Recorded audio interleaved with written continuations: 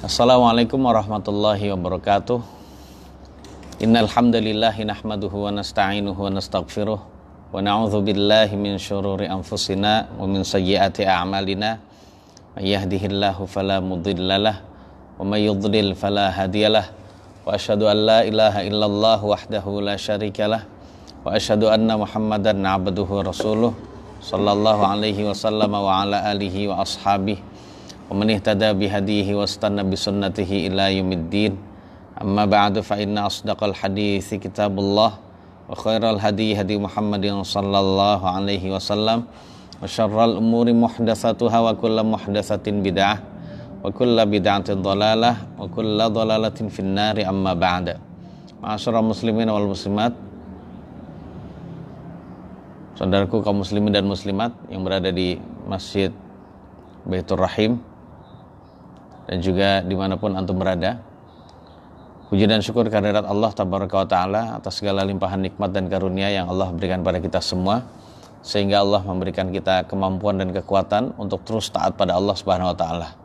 Bisa taat dan istiqomah di atas jalannya, ini merupakan juga nikmat lagi tambahan yang Allah berikan pada kita setelah berbagai macam nikmat keimanan Islam dan juga kenikmatan yang begitu banyak lainnya yang Allah masih limpahkan pada kita.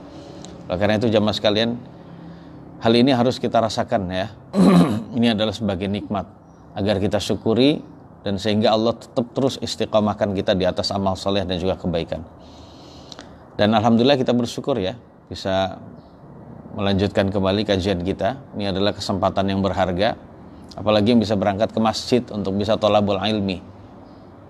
Nabi kita yang mulia sallallahu alaihi wasallam memberikan kabar gembira kepada orang yang pagi-pagi berangkat ke masjid untuk menuntut ilmu jamaah sekalian. Di dalam sabdanya yang berbunyi, man ghada ilal masjidi la yuridu illa ayyata'allama khairan aw yu'allimahu kana lahu ka ajri hajjin tamman hajjatuhu. Jadi barang siapa yang berangkat pagi-pagi menuju masjid ya mas sekalian. Jadi barang siapa yang berangkat pagi-pagi menuju masjid tidak berniat lain melainkan untuk belajar atau mengajarkan ilmu, maka dia akan mendapatkan seperti pahalanya orang yang haji yang sempurna hajinya. Sekali lagi adalah kabar gembira bagi kita yang belum bisa haji, maka dengan kita menyibukkan nuntut ilmu jamaah sekalian, maka pahalanya insya Allah sama seperti orang yang haji yang sempurna hajinya. Ya, karena memang thalabul ilmi ini jamaah sekalian adalah ibadah yang utama setelah ibadah wajib. Ibadah sunnah apapun jamaah sekalian itu tidak bisa mengalahkan keutamaan thalabul ilmi. Maka kalau ada seseorang yang diberi waktu untuk bisa thalabul ilmi, maka harus benar-benar dirasakan adalah nikmat yang sangat besar. Kaum muslimin dan muslimat rahimanillah wa iyyakum, jamaah Masjid Baitur Rahim dan juga dimanapun antum berada, kita akan mulai kajian atau lanjutkan ya kajian kita tentang masalah kekhusyuan. Di pertemuan ini jamaah sekalian kita akan menjelaskan tentang manzilatul khusyu'i fis shalah, kedudukan khusyuk di dalam salat jamaah sekalian. Di pertemuan lalu kita sudah menjelaskan tentang definisi apa itu khusyuk ya. Kemudian apa hukumnya khusyuk jamaah sekalian. Begitu juga kita sudah membahas tentang khusyuk itu ternyata adalah ilmu yang bermanfaat. Karena ilmu bermanfaat adalah ilmu yang berada di dalam hati kita jamaah sekalian. Ya. Dan khusyuk merupakan ilmu yang bermanfaat itu sendiri. Dan khusyuk adalah pekerjaan hati. Baik, kita akan jelaskan yang berikutnya poin tentang manzilatul khusyu'i fi shalah, kedudukan ya khusyuk di dalam salat. Jadi kalau kita ingin tahu jamaah sekalian kedudukan khusyuk di dalam salat, itu dijelaskan oleh para ulama, khusyuk di dalam salat itu sama seperti kedudukan ruh di dalam jasad. Jadi diri kita ini terdiri dari ruh dan jasad. Ya. Jadi apabila ruh itu hilang jamaah sekalian, maka matilah jasad. Ya. Seperti itu pula jamaah sekalian, salat yang tidak ada khusyuknya adalah salat yang tidak ada intinya, tidak ada ruhnya. Salat yang tidak ada khusyuk adalah salat yang tidak ada ruhnya. Ibarat tubuh yang sudah mati jamaah sekalian. Al-Imam Ibnul Qayyim menjelaskan tentang urgensinya dan juga kedudukan khusyuk di dalam salat jamaah sekalian. Kata beliau, begitu juga hilangnya khusyuk di dalam salat dan hadirnya hati di dalam salat di hadapan Allah Subhanahu wa taala, merasa hadir kita berada di hadapan Allah Subhanahu wa taala. Ini penting. Sudah bisa kita amalkan belum jamaah sekalian? Pas lagi sholat kita merasa kita berada di hadapan Allah, ya. Kalau belum berarti kita belum khusyuk jamaah sekalian. Ya, hilangnya khusyuk dan juga hadirnya hati dalam sholat di hadapan Allah Tabaraka wa taala. Orang yang melakukan sholat dengan khusyuk dan menghadirkan hatinya jamaah sekalian, itu sama seperti tubuh yang ada ruhnya. Dan kalau sebaliknya, kata Imam Ibnul Qayyim, seseorang yang sholat tanpa khusyuk dan tanpa menghadirkan keberadaan dia sedang berada di hadapan Allah, maka halnya sama seperti tubuh yang mati, yang tidak ada ruh sama sekali. Apakah seorang hamba tidak malu apabila dia memberikan hadiah kepada makhluk seperti dia? Seorang budak yang mati, Pak, atau seorang budak laki-laki atau perempuan yang mati. Contohnya kita memberikan hadiah kepada seseorang jemaah sekalian. Memberikan hadiah kepada seorang, hadiah itu berupa budak. Budaknya tapi sudah mati, sudah jadi mayat, kemudian kita hadiahkan pada orang. Monggo silakan Anda, saya berikan kepada Anda budak saya ini, silakan Anda manfaatkan. Nah ternyata jemaah sekalian, budaknya sudah mati. Maka orang yang diberi hadiah demikian itu pasti akan menolaknya jemaah sekalian. Pasti akan menolaknya dan juga dia akan murka. Anda menghina saya, buat apa saya? Apa yang bisa saya manfaatkan dari budak yang mati? Ya, ini adalah penghinaan jemaah sekalian. Dan dia tidak akan mau menerima. Lalu bagaimana kalau kita mempersembahkan salat kita yang tidak ada ruh sama sekali jemaah sekalian kepada Rabbul Alamin, ya, Azza wa Jal, maka tentu saja bisa jadi salat kita tidak diterima oleh Allah Subhanahu wa taala. Hanya sekedar menggugurkan kewajiban saja. Dan itu adalah bukan cita-cita kita jemaah sekalian. Cita-cita kita sebagai orang beriman yang sejati adalah tidak menginginkan sholat kita hanya sekedar sah saja, tidak hanya seperti itu. Jadi tidak hanya sekedar tidak batal, sah, tidak demikian, tapi lebih dari itu. Jadi untuk bisa meningkatkan, maka dia perlu mengambil cara-caranya jemaah sekalian agar bisa mendapatkan ruhnya sholat. Ya tentu saja apalagi kalau dia mempersembahkan itu pada raja pasti akan menghukum dia mati, menghina raja Anda. Nah bagaimana kalau yang kita berikan hadiah berupa sholat kita yang tidak ada kekhusyuan adalah Malikul Muluk, rajanya para raja, itu Allah Subhanahu wa taala, maka Allah tentu saja tidak akan menerima. Jadi jamaah sekalian, walaupun sekali lagi di dalam hukum dunia orang yang tidak khusyuk di dalam sholat ini adalah orang-orang yang sah, ya, sholatnya ya, sudah menggugurkan kewajiban, ya, sudah melepas tanggung jawab di hukum dunia, pada hukum-hukum di dunia gitu ya. Namun perlu diingat, seorang hamba tidak diberi pahala oleh Allah Subhanahu wa taala kalau dia tidak khusyuk, ya. Jadi sebab seorang hamba tidak mendapatkan apapun dari sholatnya melainkan apa yang sudah dia ingat. Kalau dia ingatnya cuma 10%, ya seperti itu juga dia mendapatkan pahala jemaah sekalian. Jadi seharusnya sholat itu adalah suatu ibadah yang bisa menghapus dosa dia sebanyak-banyaknya, sebersih-bersihnya, meninggikan derajat dia setinggi-tingginya, membesarkan pahala dia sebesar-besarnya. Namun ternyata kalau tidak khusyuk tidak dapat apa-apa jemaah sekalian. Nah seperti itu ya. Jadi sangat tinggi sekali kedudukan khusyuk di dalam sholat. Justru itu adalah ya ruhnya sholat ya. Adapun gerakan, bacaan-bacaan ya di dalam sholat itu walaupun juga penting ya, namun itu adalah ibarat jasad ya. Sebagaimana ruh tidak akan bisa terbentuk tanpa ada jasad, jasad pun demikian tidak akan jadi manusia kalau tidak ada ruh sama sekali. Kemudian jamaah sekalian yang dirahmati Allah Subhanahu wa taala, yang berada di Masjid Baitur Rahim maupun di tempat yang lain, poin berikutnya kita akan bahas tentang masalah hukum was-was di dalam sholat. Was-was itu apa jamaah sekalian? Was-was itu adalah pikiran-pikiran selain sholat ya, yang ada di dalam hati seseorang saat dia melaksanakan sholat. Jadi pikiran-pikiran keduniaan yang ada di dalam hati seseorang di dalam sholatnya. Jadi was-was kalau itu ada di dalam sholat jamaah sekalian, itu menunjukkan jadi orang tuh sholatnya nggak khusyuk, mikirin dunia gitu ya jamaah sekalian. Ini menunjukkan bahwasanya dia tidak sempurna keimanannya. Bisa diketahui jemaah sekalian. Keimanan dia kurang, keimanan dia tidak sempurna. Dan juga menunjukkan bahwasannya seorang hamba tidak menghadirkan keagungan Allah di dalam salatnya. Dan juga menunjukkan bahwasannya dia tidak melakukan ihsan, ya, kebaikan yang sempurna di dalam salatnya. Sebab kebaikan atau ihsan di dalam salat itu adalah kita melaksanakan salat seakan-akan kita melihat Allah. Ya, melihat Allah dengan mata batin kita jemaah sekalian.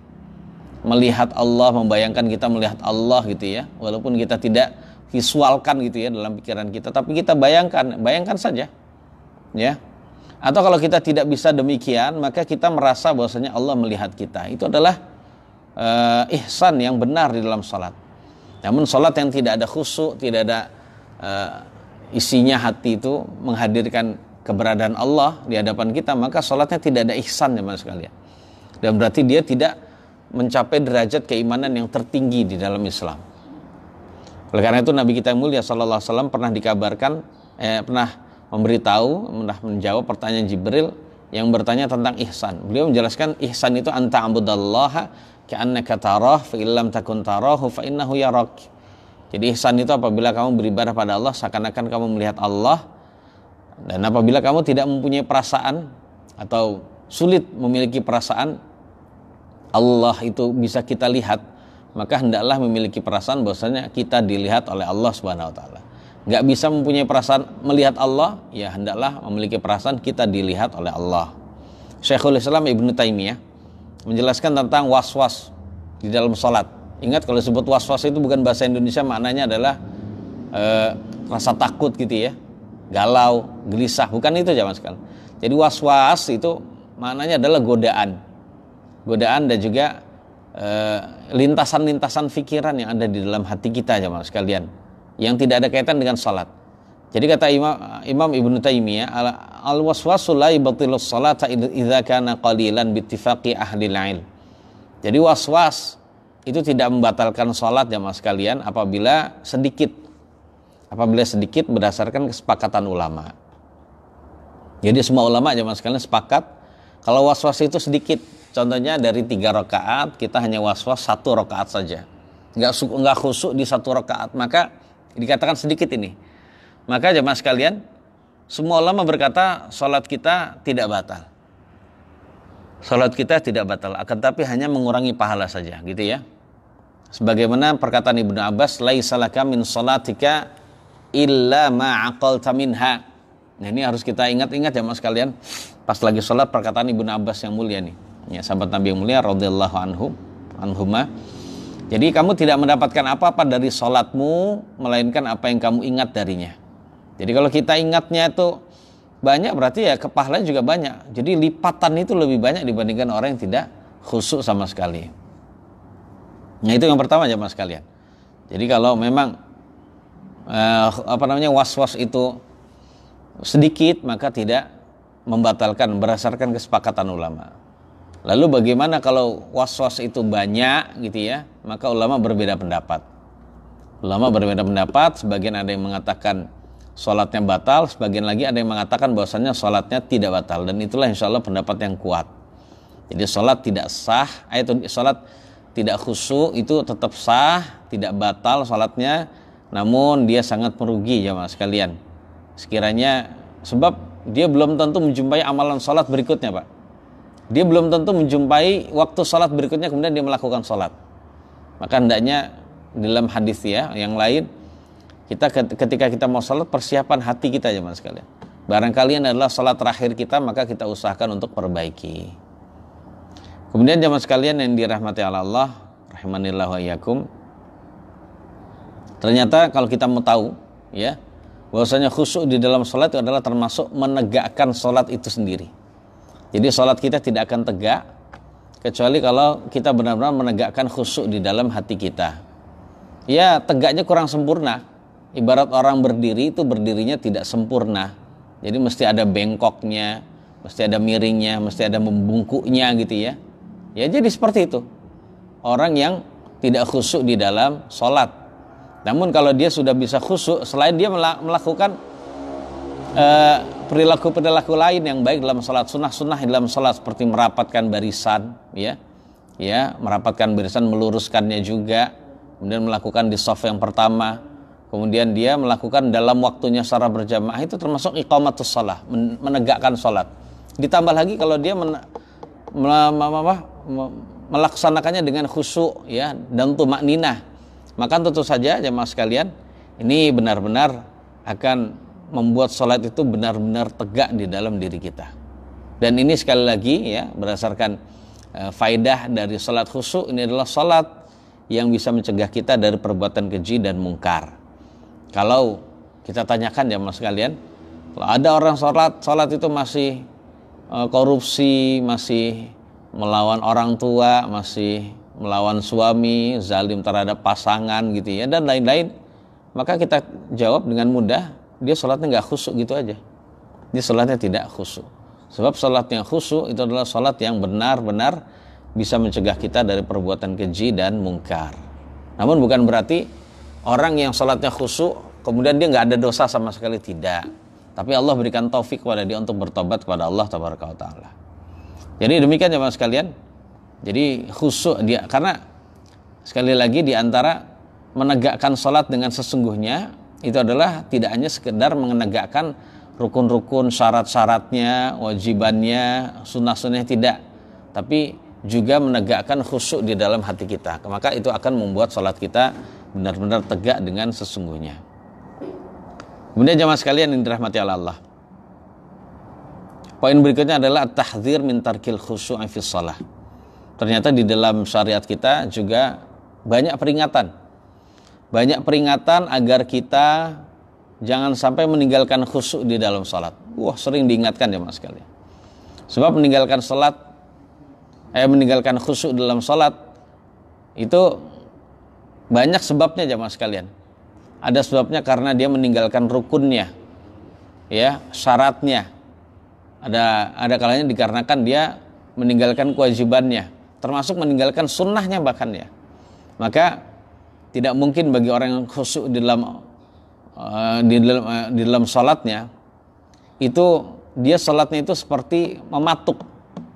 Jadi orang khusyuk nggak mungkin dia salatnya itu mematuk, cepat banget gitu, nggak mungkin. Seperti itu.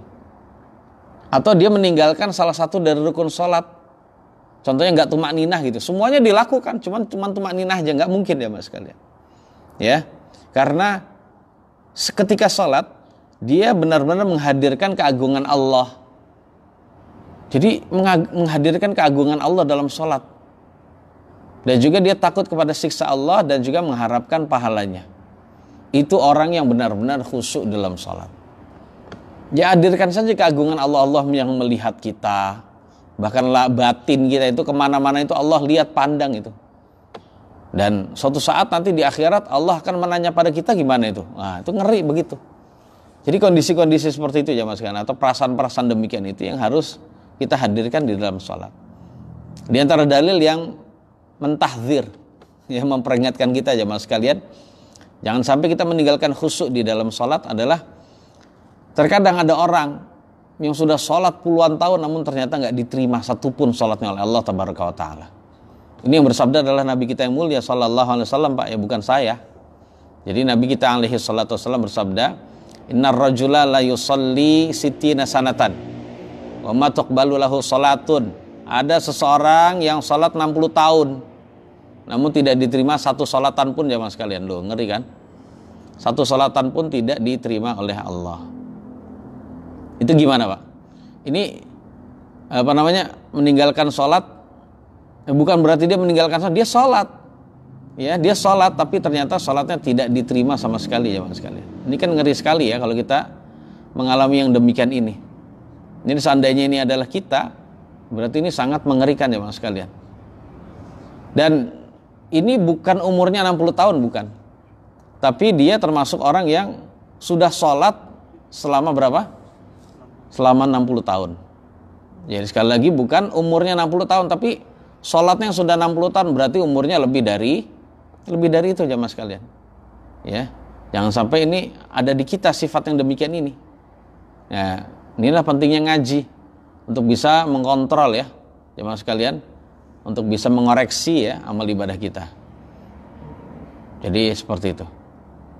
Kemudian jemaah sekalian, Nabi meneruskan sabdanya, wala'allahu yutimur ruku' wala yutimus sujud. Ya, la'allahu yutimur ruku' wala yutimus sujud.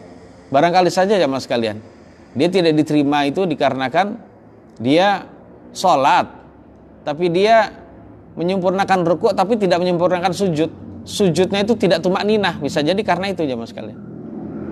Jadi tidak diterima karena sujudnya enggak tumak ninah, ya, tapi rukuknya tumak ninah. Rukuk tumak ninah, sujud tidak tumak ninah. Wa yutimus sujud wala yutimur rukuk, atau sujudnya tumak ninah lama, sujudnya tumak ninah bahkan mungkin lama karena doa dulu dia. Tapi giliran rukuk itu dia cepat sekali. Allahu Akbar, sami Allahu liman hamidah. Jadi disebut tumak ninah itu adalah jamaah sekalian adalah as-sukun ba'da harakah. Jadi ada gerakan diam gitu. Kok gerakan diam apa? Ada posisi diam, bukan gerakan ya. Ada posisi di mana dia diam dulu, tenang dulu di gerakan tersebut, baru ke gerakan berikutnya. Sehingga itu ada jeda. Ya, ada jeda antara gerakan satu ke gerakan berikutnya. Jadi kalau tidak khusyuk itu kan begini jemaah. Allahu Akbar, sami Allah liman hamidah, Allahu Akbar, ya gitu. Itu mirip tarawih yang viral gitu ya. Itu enggak ada jeda itu, seret-seret. Kalau ada jeda kan dari gerakan satu ke gerakan berikutnya ada jeda dengan diam. Tenang dulu. Nah, itu berarti saat itu dia sudah tumak ninah. Dan tumak ninah itu adalah jalan terbesar seseorang akan meraih kekhusyuan. Nah, hadis ini menunjukkan kepada kita jemaah sekalian, ya, kita jangan sampai enggak khusyuk di dalam salat. Sebab kalau kita tidak tumak ninah dalam salat, pasti tidak khusyuk. Jelas Pak ya? Kalau kita tidak tumak ninah dalam salat, berarti kita salat buru-buru, pasti enggak khusyuk Pak. Dan itu ya, salat tidak khusyuk dan tidak tumak ninah, itu adalah salat yang tidak diterima. Itu kalau Allah tidak diterima enggak main-main. Bener enggak diterima. Ya karena kita tidak ada ilmu, bener Allah enggak nerima. Karena kita sudah dikasih waktu untuk belajar ilmu, namun ternyata kita tidak manfaatkan untuk belajar ilmu. Ya. Ya, Allah sudah ngasih umur, kekuatan, rezeki untuk belajar ilmu tapi tidak belajar dan mengamalkannya. Dunia saja. Suatu saat dia sholat, baik sih, berarti niat baik tidak cukup. Jadi dia harus sesuai dengan aturan. Kalau nggak sesuai dengan aturan, nggak tumak ninah, nggak diterima walaupun selama 60 tahun. Ya, demikian. Kemudian orang yang tidak khusyuk juga jamaah sekalian adalah orang yang paling buruk curiannya. Ternyata mencuri duit negara jamaah sekalian, alias korupsi, itu masih kalah buruknya dibandingkan orang yang tidak khusyuk dan tidak tumak ninah dalam sholat. Ya, ini berdasarkan hadis Nabi yang mulia sallallahu alaihi wasallam, aswa'un nasi sariqatan alladzi yasriqu min salatihi. Manusia yang paling buruk curiannya. Jadi kalau curiannya paling buruk, berarti dia adalah pencuri terburuk juga. Adalah orang yang mencuri salatnya. Loh, ternyata salat bisa dicuri jemaah sekalian. Ya, kita lihat gimana tuh cara dicuri. Kemudian para sahabat bertanya, "Ya Rasulullah, wa kaifa yasriqu min salatihi?" Gimana caranya dia mencuri salatnya wahai Nabi? Kita juga bingung, salat kok bisa dicuri gitu. Berarti ternyata enggak cuman barang yang terlihat mata saja yang bisa dicuri, namun ternyata ibadah pun bisa dicuri. Sama seperti Ramadan jemaah sekalian. Ada pencuri-pencuri Ramadan kita. Ya. Apa itu? Ya HP itu. Yang bisa mencuri Ramadan kita. Siapa lagi? Ya bertemu dengan teman, banyak ngobrol gitu. Itu bisa tuh mencuri Ramadan kita ya. Sama ya. Jadi ternyata pencuri itu tidak hanya pencuri barang yang berwujud fisik gitu ya. Namun pencuri-pencuri yang harusnya kita gunakan untuk ibadah dengan benar, namun kita jadi terlalaikan. Jadi apa saja yang membuat kita lalai dari ibadah itu adalah sebenarnya pencuri ya. Hati-hati pencuri di dalam ibadah kita. Kemudian Nabi menjelaskan jamaah sekalian, caranya orang mencuri salat adalah ya, bahwasanya la yutimmu ruku'aha wala sujudaha. Jadi maksudnya adalah dia tidak menyempurnakan rukuknya salat dan sujudnya salat. Apa makna tidak sempurna rukuk dan sujud jamaah sekalian? Maknanya adalah dia tidak tumak ninah. Jadi tidak tumak ninah dalam salat menjadi dalil salatnya tidak khusyuk. Apa korelasi antara tidak tumak ninah dan tidak khusyuk? Ya seperti tadi kita katakan, orang yang salatnya tidak tumak ninah pasti tidak khusyuk. Tapi kalau dia sudah tumakninah, belum tentu khusyuk juga. Tapi dengan tumakninah itu jalan terbesar dia meraih kekhusyuan. Bisa dipahami tidak? Nih, kalau ada orang sholatnya tenang, apakah kita bisa pastikan dia sholatnya pasti khusyuk? Belum tentu juga. Karena tenang itu hanyalah fisik, lahiriah saja. Sedangkan khusyuk itu adalah perbuatan hati. Ya, tapi dengan khusyuk sudah bagus, itu sudah termasuk bagian dari sholat khusyuk walaupun belum khusyuk 100%. Sebab dengan tumakninah ini akan bisa menuju ke khusyuan lebih baik. Ya, seperti itu. Termasuk khusyuk bacaannya tenang. Tidak hanya gerakan saja tenang, bacanya tenang jemaah sekalian. Ini bacaan sholat adalah bacaan berbahasa Arab semua, bukan bahasa kita sehari-hari. Perlu ketenangan. Ya, model orang yang bisa bahasa Arab saja untuk bisa menghayati ayat dan bacaan-bacaan serta zikir doa itu harus dengan tenang, pelan bacaannya, apalagi nggak ngerti, ya, apalagi yang tidak mengerti. Makanya momen Ramadan ini kita giatkan untuk membaca Al-Quran dan mempelajari maknanya ya mas kalian. Maka sampai kapan kita tidak tahu makna kul huwallah, tafsiran kul huwallah itu apa? Apalagi tafsir secara terjemahan sekarang sudah banyak ya. Ya kita baca itu tafsir kul huwallah itu sebenarnya apa? Sehingga ketika kita sholat qul huwallahu ahad, itu kita bisa tahu maknanya, terjemahannya dan juga keterangannya, tafsirannya. Itu dulu aja didalami jemaah sekalian. Karena itu adalah surat favorit kita. Dibenerin bacaannya, ya, dibenarkan, perbaiki sesuai dengan tajwid dan makhrajnya. Kemudian setelah itu baru itunya ya, seperti itu. Jadi harus ada ya, demikian. Kemudian ternyata jemaah sekalian, salat tidak khusyuk adalah salat yang seorang hamba ya tidak akan dilihat oleh Allah Subhanahu wa taala nanti di hari kiamat. Wah, ngeri, Pak. Kalau Allah tidak memandang dia, memandang salatnya, berarti Allah tidak memperhatikan salatnya. Ngeri, Pak. Apa makna Allah tidak memperhatikan salat kita? Bukan berarti Allah tidak tahu salat kita, tahu. Tapi ini adalah salat yang tidak Allah terima maksudnya gitu ya. Karena Nabi kita mulia sallallahu alaihi wasallam bersabda, la yanzurullahu azza wa jalla ila salati 'abdin la yuqimu fiha sulbahu baina ruku'iha wa sujudiha. Jadi Allah Subhanahu wa taala tidaklah memandang kepada salatnya seorang hamba yang ia tidak menegakkan tulang belakangnya. Tidak menegakkan tulang belakangnya antara ruku' dan sujud. Maksudnya pas lagi i'tidal itu kan antara ruku' dan sujud.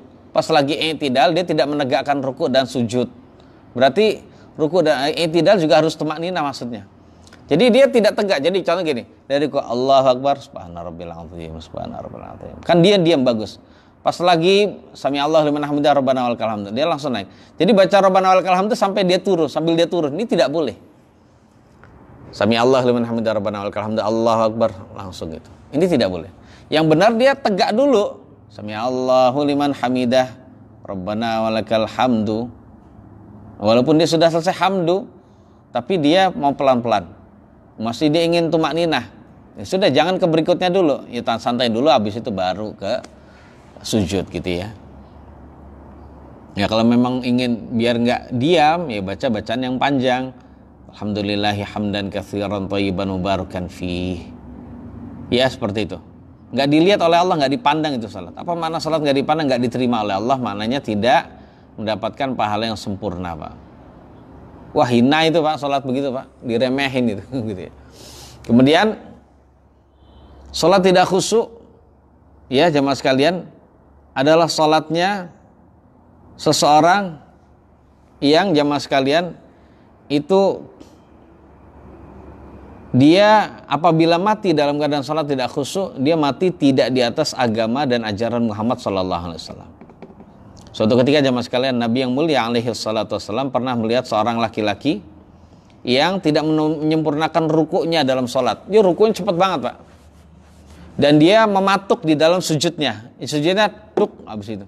Matuk tuh kan nggak ada orang matuk matuk sujud itu tuh gitu ya. Namanya matuk ayam gimana? Tok tok tok tok tok tok tok tok tok gitu ya. Matuk ayam gitu. Jadi mematuk beras misalnya. Begitu, Pak. Jadi dia hanya mematuk saja. Dalam keadaan dia sedang sholat. Nabi lihat begitu, Pak. Kemudian apa jawaban Nabi yang mulia sallallahu alaihi wasallam? Lau mata hadza ala halihi hadhihi mata ala ghairi millati Muhammadin sallallahu alaihi wasallam. Ya.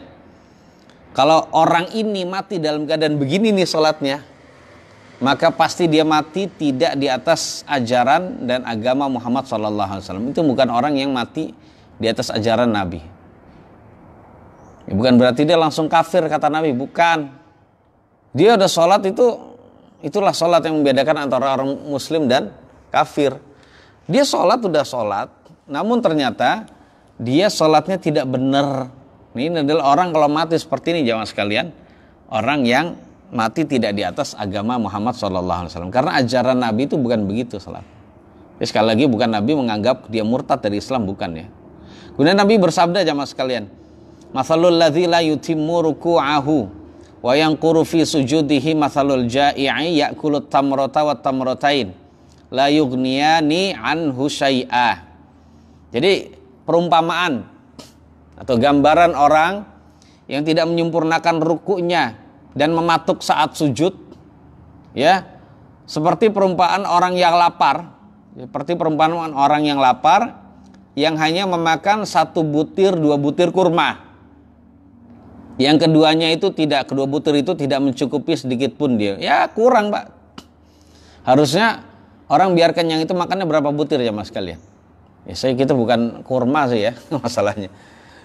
Ya kira-kira berapa ya? Kira-kira aja mungkin 20 butir gitu ya, baru kita kenyang. Ya, kira-kira namanya juga bukan makanan pokok, Pak ya. Ya artinya kurang ya mas kalian. Seperti itu juga orang yang ingin diterima sholatnya, ingin sempurna sholatnya, tapi tidak tumakninah plus tidak khusyuk, ya nggak bisa mencapai derajat sholatnya bisa diterima, nggak faedah sama sekali. Ya, padahal itu yang dia kehendaki. Terkadang jemaah sekalian, seseorang sholat, dia selesai dari sholat, lalu selesai dari sholat, namun ternyata tidak ditulis untuk dia dari sholatnya, melainkan hanya sebagian sholat saja. Wah ngeri, Pak. Karena Nabi kita mulia sallallahu alaihi wasallam pernah bersabda, innar rajula la yansarifu min salatihi wa ma kutiba lahu illa usru salatihi tus'uha thumnuha sub'uha sudsuha khumsuha rub'uha thuluthuha nisfuha. Jadi sesungguhnya seseorang selesai dari sholat, benar-benar selesai dari sholat, udah selesai sholat, salam, namun tidak ditulis untuk dia dari sholatnya, melainkan hanya 1/10 sholatnya, atau 1/9, atau 1/8, atau 1/7, atau 1/6, 1/5, 1/4, 1/3, 1/2, atau setengah. Jadi untuk dapat sempurna itu susah ya mas sekali. Misalnya dari 4 rakaat, mungkin kalau kita sudah 1 khusyuk nih, pas 1 rakaat saja, yang 3 itu tidak khusyuk, tapi 1 khusyuk, udah top markotop kata orang gitu. Udah bagus ya mas sekalian. Tapi tetap harus diusahakan ya mas sekalian. Ya gimana kalau kita bisa mengusahakan khusyuk, kita sendiri nggak pernah ngaji bab kekhusyuan ya. Dalil-dalil begini kan jarang disampaikan ya mas sekalian ya, tentang masalah kekhusyuan. Nah kita nih bagian mana nih Pak? Jangankan sempurna, setengah aja kita susah Pak. Kan kita tadi bilang sholat 4 rakaat, 1 rakaat saja khusyuk. Wah itu udah top markotop kata orang. 2 rakaat 1 saja khusyuk udah lumayan. Makanya setiap gerakan ya mas sekalian, kalau kita sudah tahu nih dalam sholat, hadirkan lagi Pak. Hadirkan kita dalam sholat lagi. Dibawa pergi oleh setan, hadirkan lagi, diambil lagi hatinya. Kalau hati saat ini kita sudah sudah khusyuk, teruskan khusyuk. Biasanya gerakan berikutnya kita tidak khusyuk. Nanti kalau ingat lagi, tarik lagi Pak. Begitu seterusnya. Harus ada perlawanan, melawan was-was itu. Ya, karena was-was itu adalah selalu diingatkan oleh syaitan. Ya gitu. Terkadang ada lagi orang jemaah sekalian, dia sholat 40 tahun namun nggak diterima, nggak ditulis 1 sholat pun untuk dia. Kalau tadi 60 tahun lebih parah, ini 40 tahun ya, karena hadisnya beda-beda Pak ya. Ya berdasarkan hadis Hudzaifah, ya suatu ketika Hudzaifah masuk masjid Pak, Hudzaifah ibnul Yaman ya, sahabat Nabi radhiyallahu anhu. Hudzaifah masuk masjid, tiba-tiba dia melihat seorang laki-laki sholat. Namun laki-laki sholat itu tidak menyempurnakan ruku dan sujudnya. Ternyata begitu ya Mas. Sholatnya orang yang mematuk itu ternyata sudah ada sejak zaman Nabi dan sahabat. Ya, ada Nabi. Zaman Nabi ya suruh ngulangin lagi. Zaman sahabat kita lihat nih, zaman sahabat. Ya, Nabi udah nggak ada zaman sekalian. Dan ketika selesai sholat, Hudzaifah berkata, "Mundzu kam tusalli hadhihi shalah." Sejak kapan kamu sholat kayak gini? Dinasihatin. Kemudian laki-laki itu berkata, "Mundzu arba'ina sana." Sejak 40 tahun begini sholat saya. Kemudian Hudzaifah berkata, "Ma shallaita mundzu arba'ina sana." Oh, kalau begitu kamu nggak pernah sholat. Kamu belum sholat sejak 40 tahun. Bayangin Pak, udah melaksanakan kewajiban masih dianggap belum sholat. Lau mitta wa hadhihi sholatuka la mitta ala ghairil fitratil lati futira alaiha Muhammadun sallallahu alaihi wasallam. Seandainya kamu mati, dimatikan oleh Allah dalam keadaan ini sholatmu, seperti ini sholatmu, maka pasti kamu mati ya tidak di atas ajaran dan agama Muhammad sallallahu alaihi wasallam. Ya, kemudian Hudzaifah ya menghadap dan juga mengajarkan dia jemaah sekalian. Kemudian setelah ngajarin sholat, Hudzaifah berkata, "Innar rajula la yukhaffifu fi salatihi wa innahu la yutimmur ruku'a was sujud." Sesungguhnya seseorang ya boleh dia meringankan sholat, yang mempercepat sholatnya, tapi dia tetap harus menyempurnakan ruku dan sujudnya. Ya cepat, tapi contohnya cepat itu gimana? Ya sholatnya cuma 3 menit, 2 rakaat tapi 3 menit. Bisa nggak? Ya bisa saja, tapi harus sempurna ruku dan sujudnya. Caranya setiap gerakan itu harus ada jedanya, diamnya. Nah diam itulah yang disebut tumakninah. Nah tumakninah kalau bisa didapatkan ya mas sekalian, maka kita bisa mendapatkan sebab terbesar untuk khusyuk, ya demikian. Kemudian ya mas sekalian, tahdzir yang lain lagi dari nggak khusyuk nih ya. Ternyata sholat tidak khusyuk adalah diantara sifatnya orang munafik. Nauzubillah. Kita lihat ya mas sekalian, gimana sih perilaku orang munafik itu ya mas sekalian. Jadi tandanya orang munafik itu adalah sholatnya tidak khusyuk dan tumakninah. Nabi pernah bersabda ya mas sekalian, tilka sholatul munafik. Itu adalah sholatnya orang munafik. Yajlisu yarqubus syamsa hatta idza kanat baina qarnayi syaitan qama fanaqaraha arba'an la yadhkurullaha fiha illa qalila. Jadi ya mas kalian, itu adalah sholatnya orang munafik. Dia duduk memperhatikan matahari, duduk sambil lihat matahari. Masih terang, belum lakukan kerjaan. Matahari masih terang, belum. Kalau sekarang nggak ngeliat matahari, ngeliatnya jam. Masih setengah 4. Main laptop aja gitu ya. Masih jam 4. Terus meeting. Masih setengah 5. Terus meeting ya mas kalian. Masih jam 5. Belum, masih lama. Habis gitu. Udah ini setengah 6. Ya setengah 6 ntar maghribnya tuh jam 6. Berapa? Jam 6. 6 lewat 6 ya. Jam 6 lewat 6 gitu. Nah jamaah sekalian, ketika sudah sudden death gitu udah detik-detik akhir, menit terakhir, baru dia meloncat ya mas, berdiri ya. Jadi kita matahari sudah berada di antara 2 tanduk setan, berarti sudah hampir terbenam ya mas sekalian. Sudah hampir nempel garis bumi itu ya. Jadi kalau misalnya lihat garis bumi, itu hampir nempel garis bumi, saat itu matahari terbenam di antara 2 tanduk setan. Baru dia berdiri meninggalkan meetingnya, HP-nya, laptopnya, ya seperti itu. Langsung dia berdiri, kemudian melakukan 4 rakaat dengan mematuk. Dia tidak ingat kepada Allah di dalam sholatnya, melainkan hanya sedikit saja. Itu adalah sifatnya orang munafik. Ya, nauzubillahi an nakuna minal munafiqin. Nauzubillahi min alamatil munafikin. Kita berlindung pada Allah dari tanda-tanda kemunafikan. Seperti itu ya. Dan intinya gini ya mas sekalian, orang yang sholatnya tidak khusyuk pasti dia orang tidak tumakninah, dia pasti tidak khusyuk. Ya, seperti itu. Kemudian Anas bin Malik radhiyallahu anhu. Itu ternyata dia menangis ya mas sekalian. di saat sholat itu ditunda-tunda dan disia-siakan. Seperti itu jamaah sekalian. Dan ini menunjukkan karena memang kalau sudah sholat itu ditunda-tunda dan disia-siakan, maka orang yang melakukan sholat di akhir-akhir waktu itu adalah sholatnya orang yang cepat-cepat tergesa-gesa gitu ya. Dan kalau sudah tergesa-gesa, nggak ada istilahnya yang namanya dia khusyuk jamaah sekalian, ya, dan lain-lain.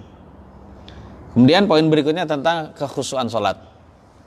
As-sholatu bi khusyu'in qurratu 'ainin wa rahatun lil qalbi.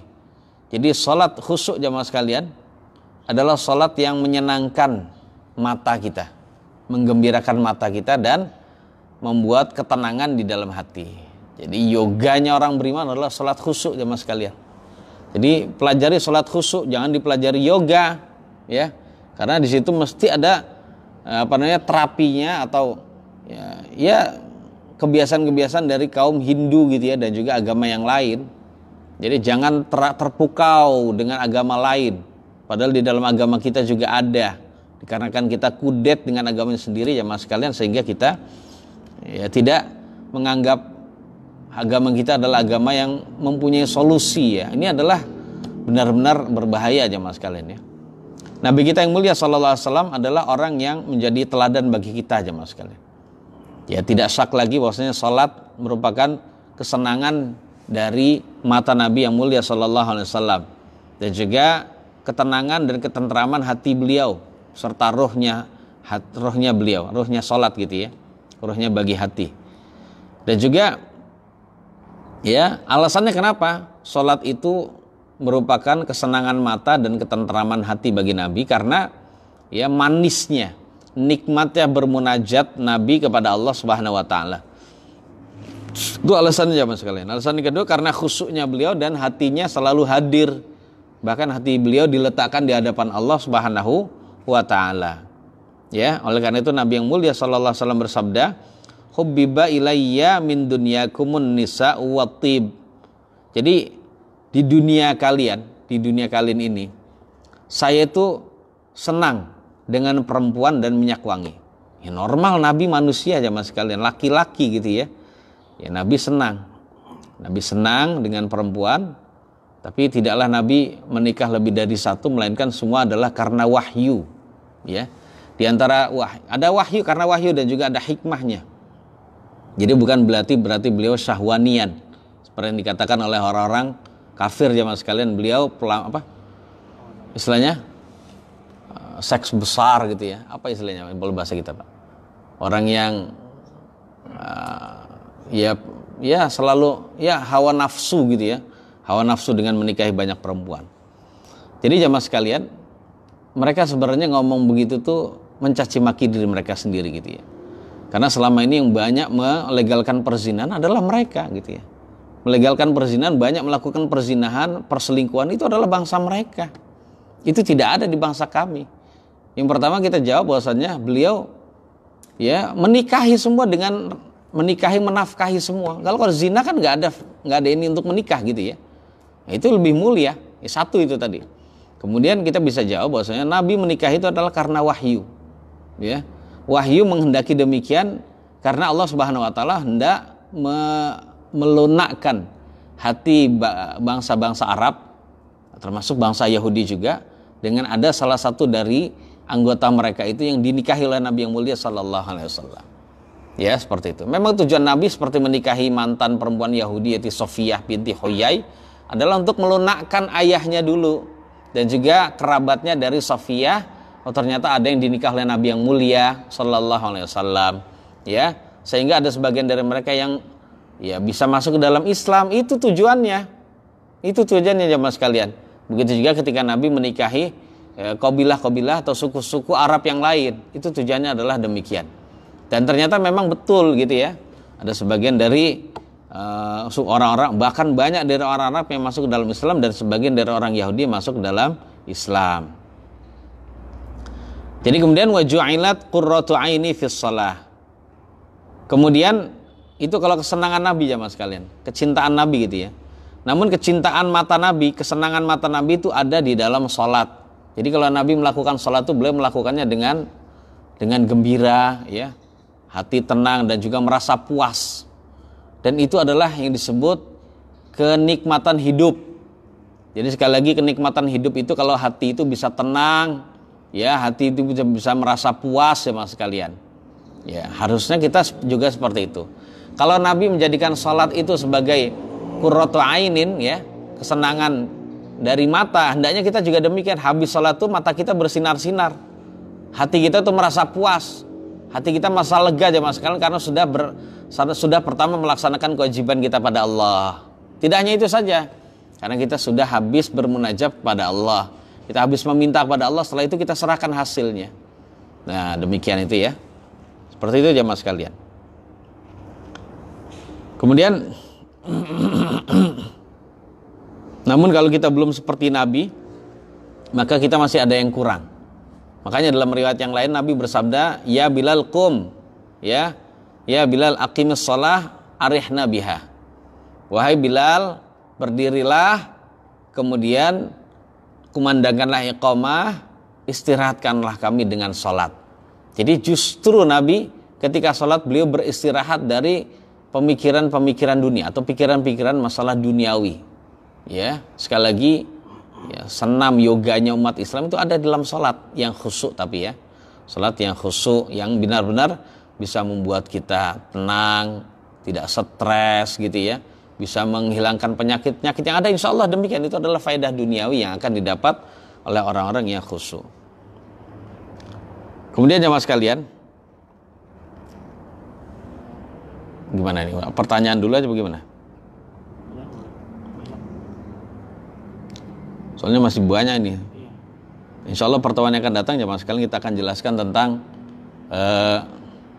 masyahidus salatil khasyi'ah allati taqarru bihal ain, itu tentang apa ya istilahnya, fenomena salat khusyuk yang dapat menenangkan hati kita dan juga menyenangkan mata kita. Jadi intinya ada perkara-perkara yang harus terpenuhi jamaah sekalian di dalam salat khusyuk. Nah ini penting, kayaknya antum jangan kemana-mana besok ini ya. Jadi ada hal-hal yang harus dipenuhi di dalam salat khusyuk agar kita benar-benar salat khusyuk tersebut bisa bisa menyenangkan kenikmatan, bisa menyenangkan hati kita dan menyenangkan mata kita. Jadi ada beberapa hal yang harus dilakukan. Baik, barangkali di antara jemaah ada yang mau bertanya di masjid atau di rumah sana, silakan. Ada pertanyaan, bismillah. Ketika kita sholat mendengar bacaan imam, lalu hati kita menangis bukan karena tahu artinya dari surat tersebut, melainkan mengingat akan dosa-dosa, apakah itu menangis yang dibolehkan? Baik, kita sudah membahas bahwasanya menangis yang dibolehkan itu adalah menangis karena kita ingat dosa-dosa, ingat keagungan Allah, ingat sisa neraka, ingat tentang surga yang mungkin kita belum tentu dapatkan, ingat tentang sisa neraka yang diberikan oleh Allah kepada orang-orang kafir, yang kita bisa jadi, kita khawatir kita masuk ke dalam golongan orang kafir itu. Kita rasakan seperti itu ya mas sekalian. Dan saudara kita yang demikian itu, dia ingat neraka itu bagus, cuman kurang sempurna karena dia tidak bisa ngerti tentang ayat yang dibaca.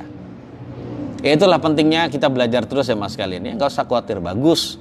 Ya sudah bagus kita nangis karena kita ingat tentang neraka. Walaupun ayat yang dibaca tentang kisah Nabi Ibrahim gitu ya, atau kisah Nabi apa, kalau nggak ada kaitan dengan neraka ya, tapi dari bacaannya imam, ya nadanya imam saat baca itu membuat dia teringat dengan neraka.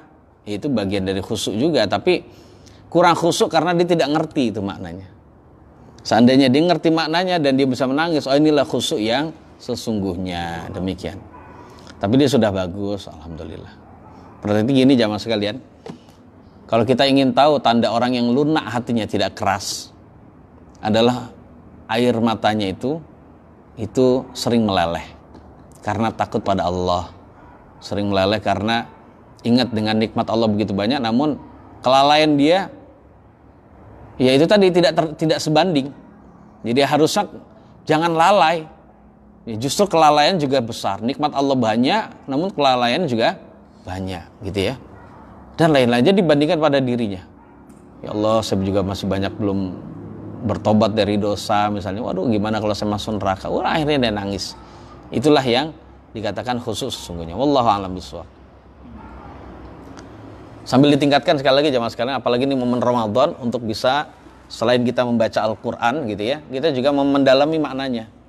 Sekali lagi tadi saya bilang, sampai kapan kita nggak ngerti Qul Huwallah, tafsiran itu apa, Al-Falaq, An-Nas. Setelah itu nanti meningkat surat yang lain. Insya Allah Allah antum pelajari, Allah akan kasih jalan jamaah sekalian. Kita nggak mau bersungguh-sungguh sih, Allah nggak ngasih jalan. Seumur hidup nggak tahu tuh artinya gitu ya. Tapi kalau kita bersungguh-sungguh cari waktu jamaah sekalian, waktu yang harus nurut sama kita bisa jamaah sekalian ya. Wallahu a'lam. Monggo silakan. Ada lagi? Pada nih. Ketika tadi disebutkan ketika kita sholat, pikiran kita dibawa oleh syaitan. Lalu kita mengingat langsung mengucapkan istighfar gitu misal, apakah sholat kita itu khusyuk atau tidak? Ya kalau kita seperti itu tidak boleh kita mengucapkan istighfar karena bukan pada tempatnya di situ ya. Karena kita bisa apa ya? Walaupun itu kalimat zikir tapi karena bukan tempatnya dan tidak ada dalil yang memperbolehkannya, maka sholat kita bisa batal. Ya, yang benar gimana? Memang ada hadis riwayat menjelaskan bahwasanya kalau kita sedang pikiran itu berkecamuk banyak gitu ya, kita bisa baca yang boleh ya. Kita baca adalah ucapan isti'adzah, berlindung pada Allah dari setan yang terkutuk gitu ya. A'udzubillahi minasyaitonirrajim. Setelah itu kita meludah sebelah kiri sebanyak 3 kali. Nah, itu ada riwayat menjelaskan demikian. Nah, itu adalah riwayat yang sahih, kita bisa amalkan itu. Kita meludah sebelah kiri 3 kali, tuh gitu ya. Ya maksudnya meniup dengan ada sedikit ludah. Ya, nanti insya Allah sambil diusahakan untuk bisa khusyuk dan juga memperhatikan dia sedang baca apa nih, kita sedang apa nih, memuji Allah apa tidak. Nah sambil diperhatikan itu insya Allah nanti kita akan bisa baik gitu ya. Wallahu a'lam. Silakan. Kalau tadi disampaikan bila was-was tadi Ustaz ya, bila was-wasnya sedikit, apa masih ada nilai pahalanya gitu ya? Oh iya. Cuman bila was-wasnya besar tadi ada perbedaan ulama. Iya. Salatnya batal atau memang pahalanya yang berkurang gitu Ustaz. Iya. Jadi kalau tadi kita katakan ya mas kalian, kalau was-was, ingat kalau kata was-was maknanya adalah pikiran, gangguan, godaan dari setan berupa pikiran-pikiran dunia, diingatkan ini dan itu tuh was-was namanya. Kalau itu sedikit, itu tetap sah salatnya. Semua ulama sepakat akan salatnya sah dan juga tidak batal. Lalu bagaimana kalau was-was itu banyak? Was-was itu banyak. Dari salat 4 rakaat misalnya, ingatnya ketika di tasyahud saja, itu juga nggak sempurna. Waduh gimana tuh? Nah, mayoritas ulama berkata salatnya tetap sah. Namun sebagian ulama mengatakan salatnya tidak sah. Ya, dia harus mengulang. Karena menganggap khusyuk itu adalah wajib. Kalau dia meninggalkan dalam jumlah yang banyak, maka ya, salatnya tidak sah. Ada yang mengatakan demikian. Namun pendapat yang kuat wallahu a'lam bishawab yang dirajihkan oleh Al-Imam Ibnu Al-Qayyim, salatnya tetap sah jamaah sekalian. Ibnu Taimiyah juga berkata begitu rahimahumullah. Salatnya tetap sah, namun dia ada kekurangan besar yang belum tentu di salat berikutnya dia sempurnakan. Karena apa? Belum tentu menjumpai juga kok. Umurnya bisa jadi sudah dicabut. Maka jamaah sekalian, kita perhatikan itu. Di antara hal yang bisa membantu kita khusyuk dalam salat adalah kita merasa ini adalah bisa jadi salat terakhir kita. Seandainya kita bisa salat sampai salam, nanti bisa melakukan salat sunnah, bisa jadi salat sunnah ini salat terakhir kita, nggak bisa menjumpai waktu salat yang berikutnya. Begitu seterusnya, sehingga kita bisa salat lebih baik. Ya orang kan merasa akan meninggal gimana? Dia akan memperbaiki salatnya. Intinya gini jamaah sekalian, sampai kapan kita terus lalai dalam salat? Ya, bukankah ini sudah saatnya kita sudah khusyuk dalam salat? Nikmat Allah sudah banyak yang Allah berikan pada kita. Ketenangan paling hebat di antara nikmat yang ada, negeri kita ini aman ya mas sekalian. Kita tidur malam itu tenang sampai subuh itu nggak ada yang bangunin, bisa aja mas sekalian. Bahkan kesiangan terus gitu. Itu saking amannya negeri kita, nggak ada perang bum bum bum bum bum gitu aja mas sekalian. Kemudian rezeki juga ada, makanan juga ada terus, minuman juga ada terus. Allah berikan Indonesia negeri berlimpah hujan ya Mas sekalian. Ya cuman nggak makan minum karena puasa aja gitu. Apa yang kita tunggu aja Mas sekalian? Kita nunggu tua, nggak bisa aja Mas sekalian kalau nggak dilatih dari sekarang. Serius itu akan lalai terus kita dari sholat kita. Padahal ini adalah yang bisa, yang paling besar, perkara yang paling besar yang bisa masukkan kita ke dalam surga. Jadi makanya perhatikan sholat. Wallahu a'lam bishawab. Ya, terus kita belajar ya. Belum bisa sempurna, terus berusaha. Karena yang ngomong juga terus belajar jemaah sekalian. Sudah tahu teorinya khusyuk. Cuman namanya hati kan kita sama-sama, saya juga bukan malaikat gitu ya. Kita tetap terus belajar. Artinya di sini saling mengingatkan. Jadi demikian. Jangan sampai kita terus dalam kelalaian sholat gak pernah ingat. Nah, ini bahaya aja mas kalian ya. Wallahu a'lam bishawab. Kemudian Ustaz, iya. Kita merasa sholat itu khusyuk, kita boleh ulangi lagi nggak sih? Kan ada kisah sahabat Rasulullah gitu, sampai dia boleh ulangi lagi 3 kali. Apakah kita juga seperti itu kalau kita merasa khusyuk? Gitu? Baik. Kalau kita merasa bahwa sholat tidak khusyuk, dilihat ada yang tidak khusyuk tapi dia tumakninah, maka sholatnya seperti tadi, walaupun sholatnya itu tidak dapat pahala sama sekali, tapi sholatnya tetap sah. Karena tidak ada syarat sah sholat atau rukun sholat harus khusyuk, nggak ada. Seandainya khusyuk itu hilang, sholatnya nggak sah, nggak ada. Ya kalau rukun itu kan kewajiban dalam sholat yang apabila ditinggalkan sholatnya batal. Nggak ada rukun sholat al khusyuk, nggak ada. Syaratnya pun juga tidak ada. Ya dalam keadaan demikian jemaah sekalian yang dirahmati Allah Subhanahu Wa Taala, orang yang sholatnya khusyuk dia tidak disyariatkan untuk mengulang. Tapi saya nggak dapat pahala, saya mau dapat pahala, ya rasain Anda gitu ya. Kalau ngulang justru tidak disyariatkan. Ya tidak disyariatkan. Berarti sama seperti gini. Sama ada orang yang sholat tidak ikhlas. Dia sholatnya riya. Maka kita katakan sholat Anda tidak diterima oleh Allah. Sholat Anda tidak diterima oleh Allah. Ini mana tidak diterima? Bahkan kita diancam neraka gitu ya maksudnya. Jadi mana tidak diterima bukan berarti sholatnya tidak sah. Sholatnya sah. Untuk hukum dunia kita tidak dituntut untuk mengulangi sholat lagi. Tapi untuk di akhirat Allah tolak. Ya, gimana kalau saya ngulangi? Juga nggak disyariatkan. Sholat kita sudah sah, sudah Ya sudah menggugurkan kewajiban, melepas tanggung jawab. Walaupun Allah tidak menerima itu sebagai suatu amal ibadah. Ya karena itu tadi ya, memang tidak, ya harus tahu maknanya seperti itu ya. Jadi jadi kata-kata Allah tidak menerima itu bukan berarti sholatnya tidak sah. Sholatnya bisa jadi sah namun tidak mendapatkan pahala sama sekali. Bahkan bisa menjadi azab. Sehingga jangan heran di dalam diri seorang beriman itu ada ancaman dan janji. Berkumpul dalam diri seorang. Ada iman dan kefasikan, itu bisa itu. Ya. Bisa aja mas kalian. Jadi ada sifat yang bertentangan itu bisa di dalam diri orang beriman. Di dalam diri dia ada ancaman karena dia melakukan kebaikan, ada janji. Karena dia melakukan kebaikan ada janji Allah diberikan surga. Namun di dalam diri dia juga dalam satu waktu dia melakukan hal yang membuat dia dapat ancaman, bisa. Hanya Allah yang tahu nanti nasib kita bagaimana. Gitu ya.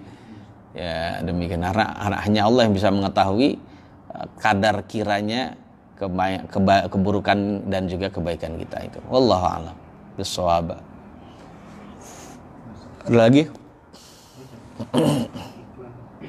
Ustaz, kalau ada hadis juga Ustaz, ibadah-ibadah sunat itu sebagai pelengkap atau menambah yang ibadah yang wajib. Nah untuk kasus sholat tidak khusyuk dalam sholat wajib ini, apakah bila sholat sunnahnya khusyuk bisa sebagai pelengkap ini Ustaz? Iya makanya, baik. Saya ulangin tadi Pak ya, mohon maaf.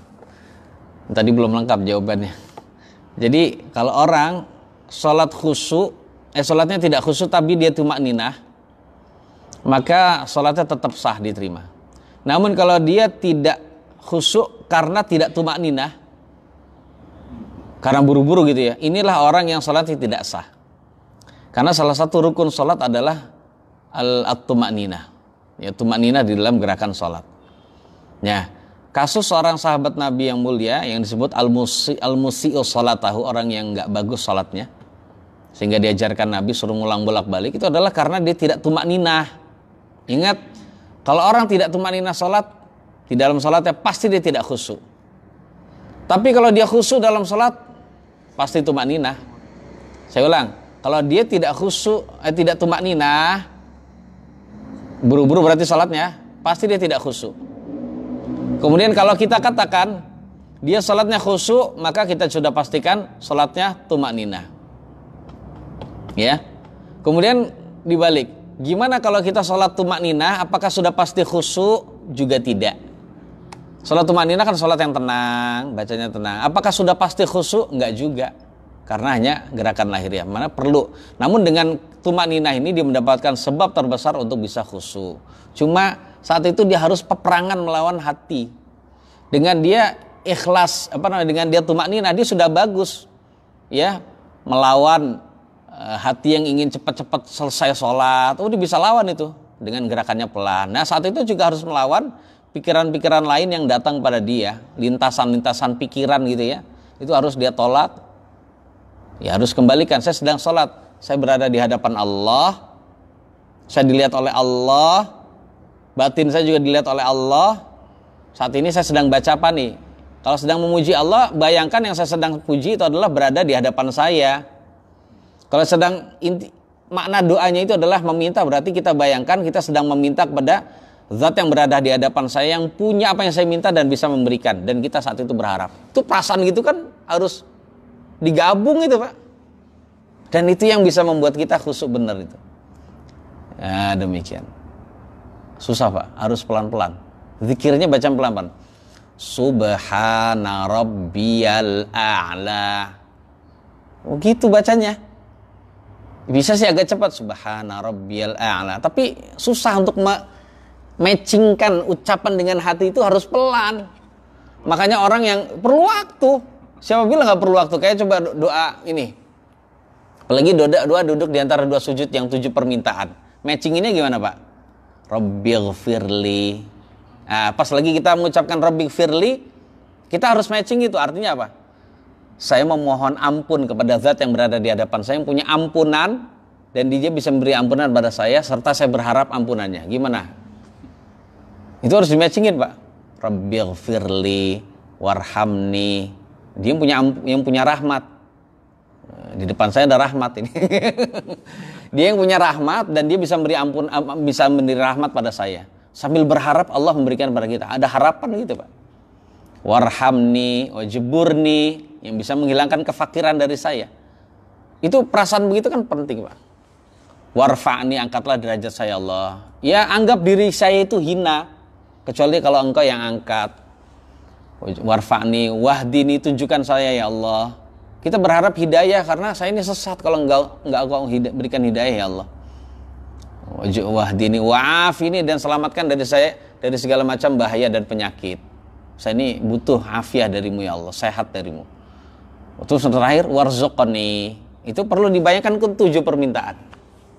7 permintaan.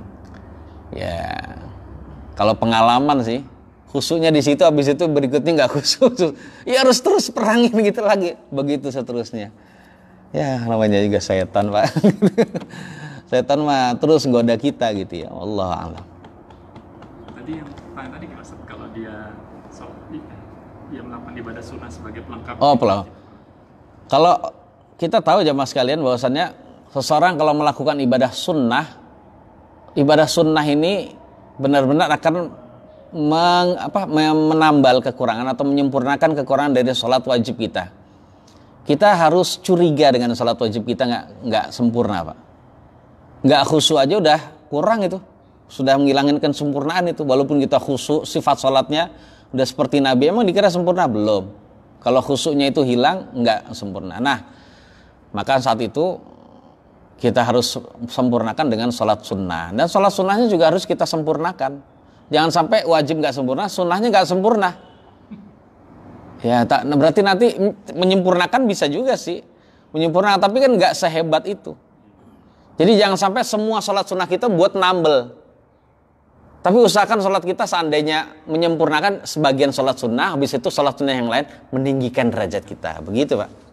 Sebab kalau hanya sebagian saja, sholat sunnah kita yang kita sempurnakan, yang bisa menyempurnakan sebagian, yang selain masih banyak, itulah yang nanti akan meninggikan derajat surga kita. Nah demikian. Makanya di antara faedah dari ibadah sunnah adalah meninggikan derajat. Meninggikan derajat. Dan itu bisa mendatangkan cinta Allah kepada kita jemaah sekalian ya. Jadi ibadah yang paling baik yang mendekatkan diri kita pada Allah adalah ibadah wajib. Ya. Makanya Allah berfirman dalam hadis qudsi, wa ma yazalu 'abdi yataqarrabu ilayya bin nawafili hatta uhibbahu. Dan hambaku terus-menerus mendekatkan diri kepadaku dengan melakukan ibadah-ibadah sunnah sampai aku cinta kepada dia. Jadi untuk mendatangkan cinta Allah pada kita adalah kita harus terus-terusan melakukan ibadah sunnah. Ya seperti itu. Wallahu a'lam. Kita cintai, kita butuh cinta Allah Pak. Sehingga kalau tahu nih kalau nggak ibadah sunnah saya nggak dicintai sama Allah, maka kita akan menjadikan sholat sunnah itu butuh, apalagi sholat wajib. Kita merasa kehilangan kalau nggak melakukan sholat sunnah deh. Ya, apalagi alhamdulillah kita menjumpai bulan Ramadan, situ ada sholat sunnah yang bisa kita rutinkan, yaitu sholat tarawih. Selain sholat sunnah yang lain. Allahu a'lam bishawab. Ada lagi, cukup? Ada lagi boleh Pak? Boleh nggak? Bertanya tentang pernah membaca ketika wudhu jadilah seperti anak muda, ketika sholat jadilah seperti orang tua, ketika berdoa meminta jadilah seperti anak kecil yang seperti menangis merangkak. Apakah itu ada hadis sahih Ustaz? Saya belum tahu ya ucapan ketika wudhu jadilah seperti anak muda. Maksudnya semangat gitu. Semangat wudhunya jadi nggak seperti orang tua yang gampang masuk angin, kedinginan saat itu kali ya. Iya. Kalau lagi sholat jadilah seperti orang tua yang merasa dirinya akan meninggal gitu ya. Saya belum tahu ada hadis itu. Nanti bisa dicari dulu ya. Ketika berdoa sepertilah anak kecil yang merengek-rengek gitu. Waduh, itu sebenarnya itu kandungannya benar, tapi apakah itu ucapan Nabi atau asar dari sahabat atau dari tabi'in, kita tidak tahu. Wallahu a'lam. Satu lagi kan? Iya. Ini berkaitan tentang hukum ceramah atau kajian setelah sholat tarawih, bagaimana? Satu lagi. Jadi gini jamaah sekalian, tentang masalah kajian, tausiah biasa ya. Tausiah yang ada di antara tarawih atau setelahnya atau sebelum tarawih. Kalau saya katakan gini jamaah sekalian, memang di zaman Nabi tidak ada. Namun untuk bisa memanfaatkan momen kumpulnya orang, dekatnya orang dengan Allah, kita sentil dengan nasihat, tausiah, itu nggak apa-apa. Yang penting tidak boleh ada keyakinan, sunnahnya ada ceramah, sunnahnya, afdolnya ada tausiah. Kalau kita tidak meyakini seperti itu, hanya memanfaatkan momen, seperti memanfaatkan momen hari Ahad itu kita adain kajian. Kenapa kita rutinin Ahad ada kajian? Ya karena momennya orang pada liburan, kita manfaatkan. Kita tidak meyakini ada sunnah khusus hari Ahad ada kajian, nggak ada. Maka seperti itu tidak mengapa, Mas. Tidak masuk dalam perkara bid'ah, tidak. Cuma kalau di DKM ya menganggap bahwasannya ya tidak harus setiap hari, ya itu nggak apa-apa, ya nggak masalah aja Mas sekalian. Atau mungkin seperti saran dari sebagian asatidzah lain, sebaiknya dipisah, itu juga tidak mengapa. Dipisah maksudnya dilakukan setelah tarawih atau sebelum tarawih. Sebenarnya kalau saya pribadi berpendapat sebelum selesai tarawih, contohnya sebelum witir gitu, tarawih sudah selesai, witir sebelum, itu juga tidak mengapa. Yang penting bagi kita jamaah sekalian tidak menganggap ini bagian dari tarawih satu, tidak bagian dari ibadah, tidak menganggap itu lebih afdol tanpanya, tidak. Kita hanya menganggap ini ya musiman orang ngumpul, kapan sih mengingatkan orang yang sedang lalai, kapan lagi, saat ini saja gitu aja, nggak apa-apa, boleh. Ya demikian. Cuman kalau di sini kapan Pak? Di sini sejak pandemi nggak ada, Ustaz. Tapi berarti tarawih aja di sini. Biasanya setelah Isya itu ada. Lihat semalam. Nggak ada. Oh, ya nggak apa-apa. Karena pandemi. Nggak ada pun juga tidak mengapa aja Mas. Jadi mengutamakan, karena yang paling utama dari semua itu adalah bukan tausiahnya, itu sholat tarawih, itu yang lebih utama. Tapi kalau ingin menggabungkan kebaikan yang banyak, yang lain, ya boleh sekali-kali, nggak apa-apa.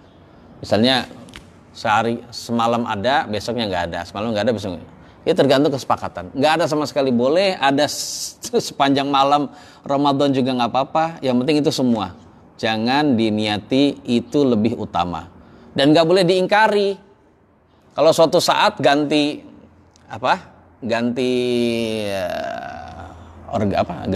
pengurus masjid gitu ya, dia tidak melakukannya, jangan diingkari. Apa nih, kok nggak ada tarawih ini?